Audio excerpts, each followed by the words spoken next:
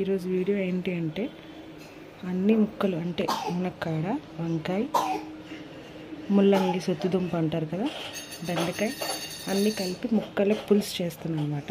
అవి ఎలా చేస్తానో చూపిస్తే చూడండి. ముందుగా ఒక 2 పచ్చిమిరపకాయలు, ఒక 2 ఎండుమిరపకాయలు, ఒక 5-6 వెల్లుల్లి దంచుకోవాలి. ఒక మీడియం సైజు ఉల్లిపాయ ఒకటి, ఒక 2 టమాటాలు, చింతపండు కొంచెం నానబెట్టుకొని ముక్కలన్నిటిని ఇలా కట్ చేసుకొని ఉంచుకోవాలి. ఇప్పుడు ఎలా చేస్తానో ప్రాసెస్ చూపిస్తాను చూడండి. ముందుగా ఒక తప్పెలో పెట్టుకొని ఆయిల్ వేసుకోవాలి. ఆయిల్ బాగా హీట్ ఎక్కాక ఇందులో కొంచెం తాలింపు గింజలు,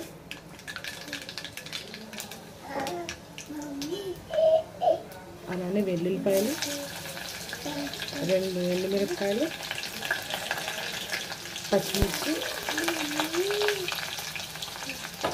ఉల్లిపాయలు వీటన్నిటిని బాగా ఫ్రై చేసుకోవాలి. ఇవన్నీ బాగా వేగిపోవాలన్నమాట. బ్రౌన్ కలర్ వచ్చినంత వరకు ఫ్రై చేసుకోవాలి వీటిని బాగా. ఇదిగోండి బాగా ఫ్రై అయ్యాయి అన్నమాట. ఇప్పుడు ఇందులోకి ముందుగా కట్ చేసి పెట్టుకున్న టమాటా ముక్కలు,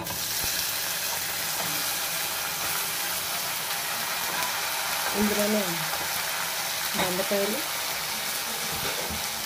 ఇంకా ఇందులో కట్ చేసి పెట్టుకున్న ముక్కలు ఇవన్నీ వేసుకోవాలి. ఇప్పుడు వీటన్నిటిని బాగా కలుపుకోవాలన్నమాట.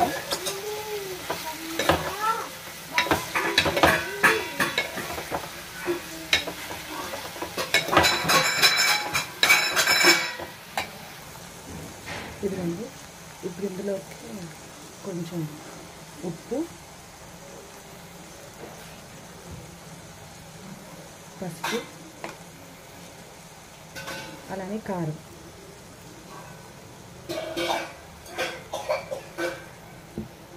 వీటన్నిటిని బాగా కలుపుకోవాలన్నమాట.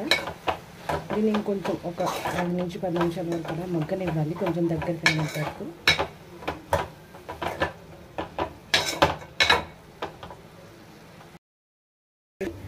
బాగా మగ్గాయి అన్నమాట టమాటాలు అన్ని, వంకాయ గట్ట. ఇదిగోండి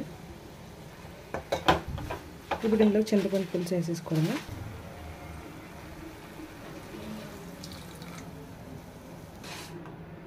ఇదిగోండి ఇప్పుడు చింతపండు రసం అంతా వేసాం కదా. ఇప్పుడు ఇది అది బాగా మగ్గిపోవాలన్నమాట, మరగాలి.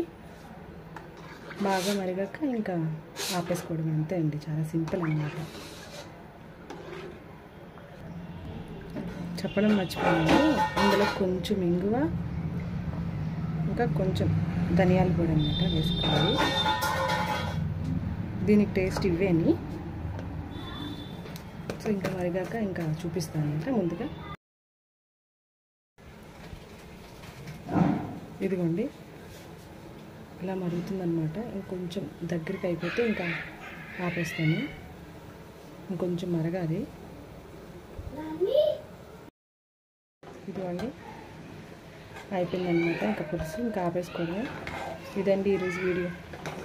మీకు కనుక మా వీడియోస్ నచ్చినట్లయితే లైక్ చేయండి, షేర్ చేయండి అండ్ సబ్స్క్రైబ్ చేయడం మాత్రం మర్చిపోకండి ఫ్రెండ్స్. Bye friends.